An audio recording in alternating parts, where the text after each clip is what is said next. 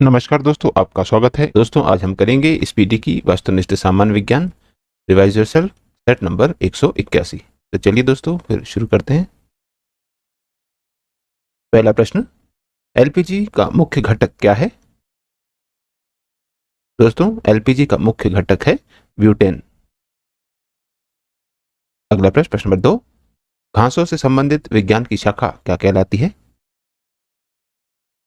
दोस्तों, घासों से संबंधित विज्ञान की शाखा एग्रोस्टोलॉजी कहलाती है। अगला प्रश्न, प्रश्न नंबर 3, कृत्रिम वर्षा के लिए मेघ बीजन में प्रयुक्त रसायन कौन सा है? दोस्तों, कृत्रिम वर्षा के लिए मेघ बीजन में प्रयुक्त रसायन सिल्वर नाइट्रेट है। अगला प्रश्न, प्रश्न नंबर 4, एक पीढ़ी से दूसरी पीढ़ी की आनुवंशिक जानकारी का अंतरण किसके द्वारा होता है? दोस्तों, एक पीढ़ी से दूसरी पीढ़ी की आनुवंशिक की जानकारी का अंतरण डीएनए के द्वारा होता है। अगला प्रश्न, प्रश्न नंबर 5, शरीर में न्यूनतम व्यास वाली कोशिका कौन सी है? दोस्तों, शरीर में न्यूनतम व्यास वाली कोशिका रक्तवाहिका कोशिका है। अगला प्रश्न, प्रश्न नंबर 6, वस्तुओं के लिए गुणवत्ता का स्टॉप क्या कहलाता है? दोस्तों, वस्तुओं के लिए गुणवत्ता का स्टाम्प एगमार्क कहलाता है। अगला प्रश्न, प्रश्न नंबर 7, प्रकाश की तीव्रता का निर्धारण कौन करता है? दोस्तों, प्रकाश की तीव्रता का निर्धारण रंग करता है। अगला प्रश्न, प्रश्न नंबर 8, इंटरपोल का मुख्यालय कहाँ स्थित है? दोस्तों, इंटरपोल का मुख्यालय लियोन्स में स्थित है। अगला प्रश्न, प्रश्न नंबर 9, शिलालेख के अध्ययन को क्या कहा जाता है? दोस्तों, शिलालेख के अध्ययन को एपिग्राफी कहा जाता है। अगला प्रश्न, प्रश्न नंबर 10, आयोडीन घोल का प्रयोग किसके अस्तित्व की जांच के लिए किया जाता है? दोस्तों, आयोडीन घोल का प्रयोग शर्करा के अस्तित्व की जांच के लिए किया जाता है।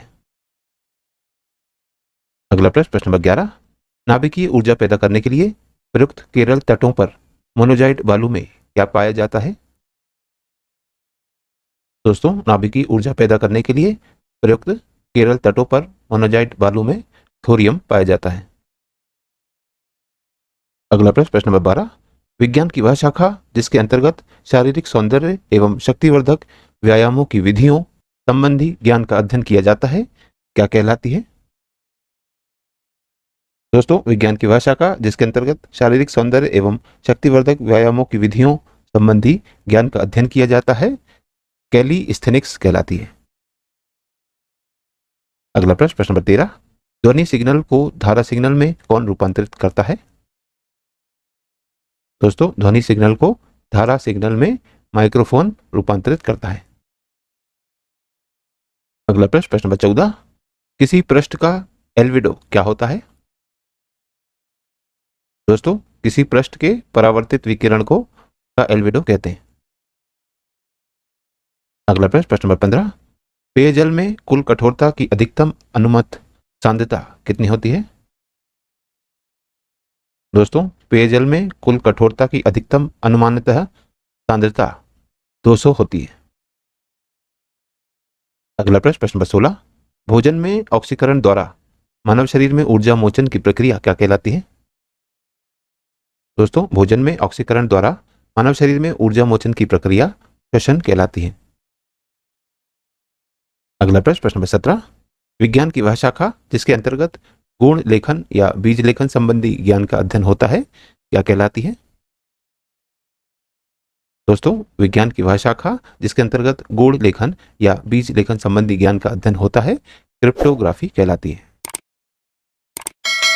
अगला प्रश्न, प्रश्न नंबर 18, एल नीनो कहाँ प्रकट होता है? दोस्तों, एल नीनो प्रशांत महासागर के ऊपर प्रकट होता है। अगला प्रश्न, प्रश्न नंबर 19, अन्न को पचाने के लिए पेट में किस अम्ल का रिसाव होता है? दोस्तों, अन्न को पचाने के लिए पेट में हाइड्रोक्लोरिक अम्ल का रिसाव होता है। अगला प्रश्न, प्रश्न नंबर 20, गामा ग्लोबुलिन पदार्थ किससे प्राप्त किया जाता है? दोस्तों, गामा ग्लोबुलिन पदार्थ मानव रक्त के प्रभाजन से प्राप्त किया जाता है? अगला प्रश्न, प्रश्न नंबर 21, पत्तियों वाली सब्जी में क्या पर्याप्त मात्रा में उपस्थित रहता है?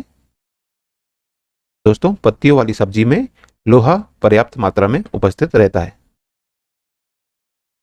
अगला प्रश्न, प्रश्न नंबर 22, विज्ञान की वह शाखा जिसके अंतर्गत भूगणित ज्ञान का अध्ययन किया जाता है क्या कहलाती है? दोस्तों, विज्ञान की वह शाखा जिसके अंतर्गत भूगणित ज्ञान का अध्ययन किया जाता है जियोडेसी कहलाती है। अगला प्रश्न, प्रश्न नंबर 23, पुरातत्व संबंधित विज्ञान की शाखा क्या कहलाती है? दोस्तों, पुरातत्व संबंधी विज्ञान की शाखा आर्कियोलॉजी कहलाती है। अगला प्रश्न, प्रश्न नंबर 24, रॉक कॉटन किसे कहते हैं?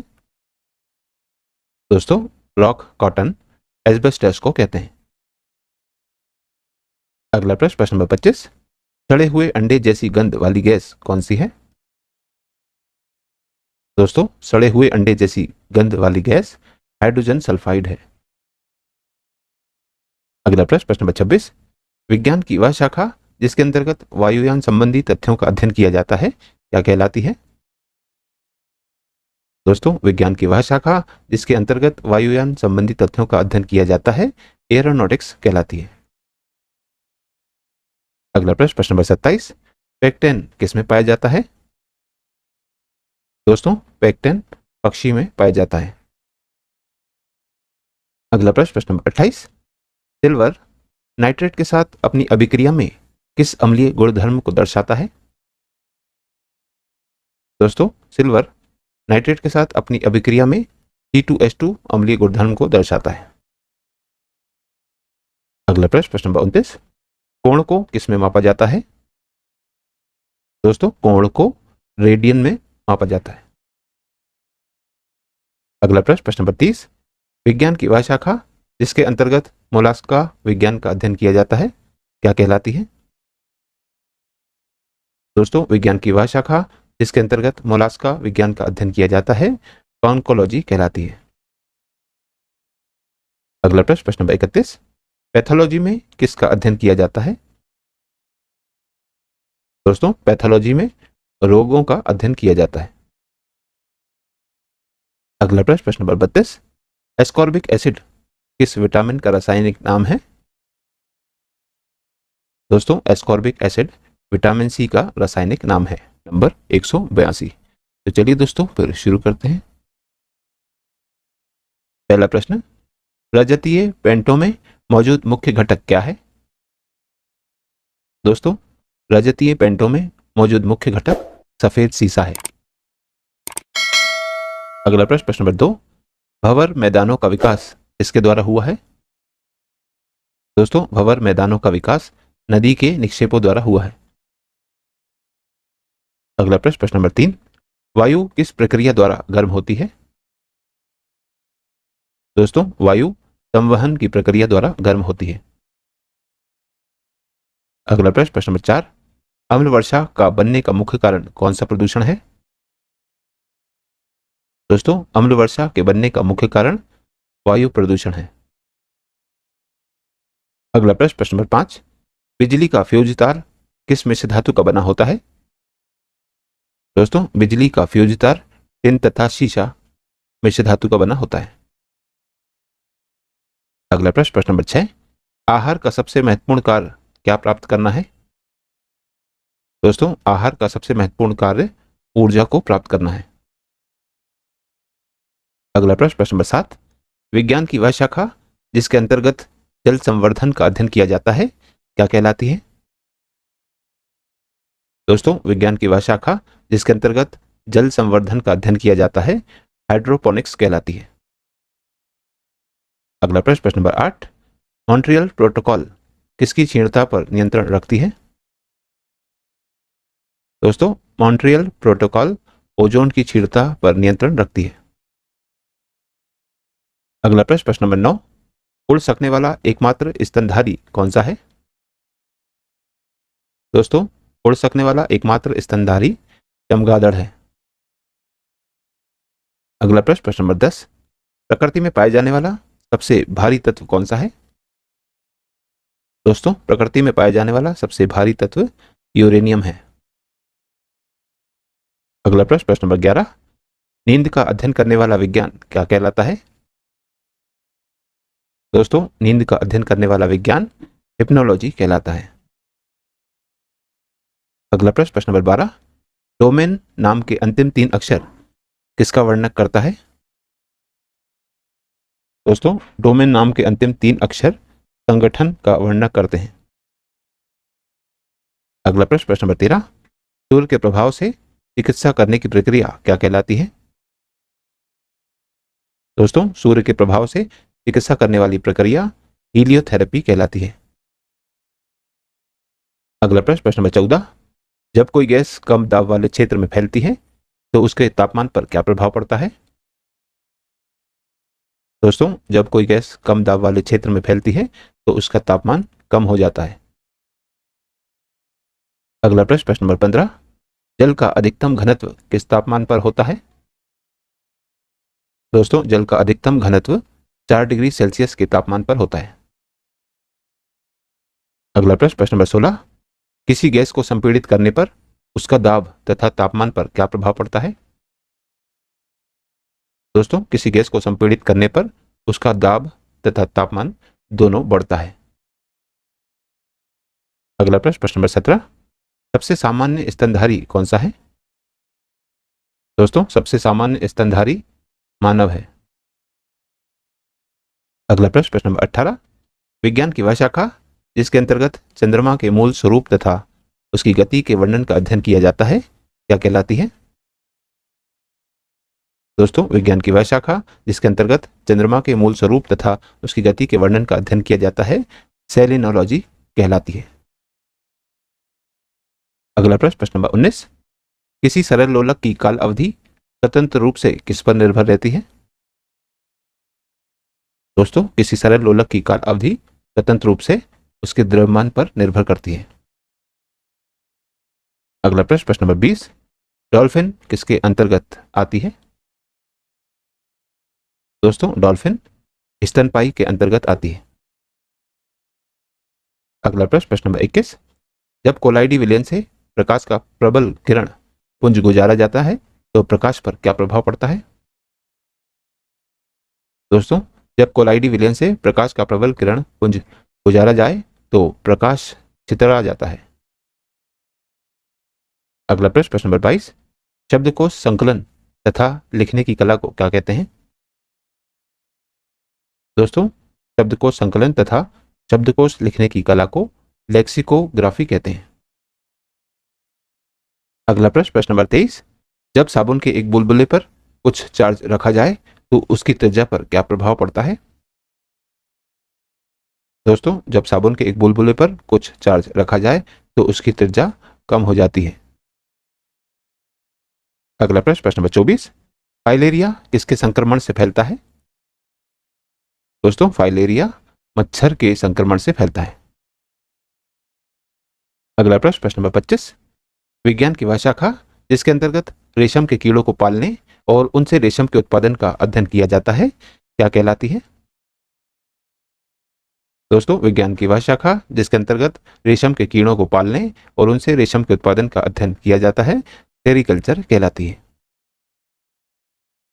अगला प्रश्न, प्रश्न नंबर 26, कोई वाहन गिर पड़ेगा यदि उसका गुरुत्व केंद्र का आधार कहाँ रहेगा? दोस्तों, कोई वाहन गिर पड़ेगा यदि उसका गुरुत्व केंद्र का आधार बाहर रहेगा। अगला प्रश्न, प्रश्न नंबर 27, किसी तत्व का आइसोटोप उस तत्व का परमाणु है जिसमें समान परमाणु संख्या एवं विभिन्न क्या रहता है? दोस्तों, किसी तत्व का आइसोटोप उस तत्व का परमाणु है जिसमें समान परमाणु संख्या एवं विभिन्न द्रव्यमान रहता है। अगला प्रश्न, प्रश्न नंबर 28, औषधि शास्त्र की वह शाखा जो जलवायु तथा वातावरण का स्वास्थ्य पर प्रभाव का अध्ययन करती है क्या कहलाती है? दोस्तों, औषधि शास्त्र की वह शाखा जो जलवायु तथा वातावरण का स्वास्थ्य पर प्रभाव का अध्ययन करती है जियो मेडिसिन कहलाती है। अगला प्रश्न, प्रश्न नंबर 29, स्थिर तापमान पर निर्दिष्ट मात्रा में गैस का आयतन इसके दाब का व्युत्क्रमानुपाती होता है रसायन विज्ञान का यह नियम कौन सा है? दोस्तों, स्थिर तापमान पर निर्दिष्ट मात्रा में गैस का आयतन इसके दाब का व्युत्क्रमानुपाती होता है। यह है बॉयल का नियम है। अगला प्रश्न, प्रश्न नंबर 30। जिन जंतुओं की सुस्पष्ट पाचक ग्रहिका होती है उन्हें किसके अंतर्गत रखा जाता है? दोस्तों, जिन जंतुओं की सुस्पष्ट पाचक गुहिका होती है उन्हें आंत्रजीवी के अंतर्गत रखा जाता है। अगला प्रश्न, प्रश्न नंबर 31। विज्ञान की वह शाखा जिसके अंतर्गत हृदय की रचना एवं उसके कार्य का अध्ययन किया जाता है क्या कहलाती है? दोस्तों, विज्ञान की वह शाखा जिसके अंतर्गत हृदय की रचना एवं उसके कार्य का अध्ययन किया जाता है साइटोलॉजी कहलाती है। तो दोस्तों, आज की इस प्रश्नावली में कुल 31 प्रश्न थे जो हमारे द्वारा पूर्ण कर लिए। और दोस्तों, यदि आप इस YouTube चैनल पर नए हैं तो चैनल सब्सक्राइब कर लीजिए, वीडियो को लाइक किया कीजिए तथा ऐसे अन्य लोगों के साथ भी शेयर कीजिए। दोस्तों, मिलते हैं अगले वीडियो में अगली प्रश्नावली के साथ। तब तक के लिए नमस्कार।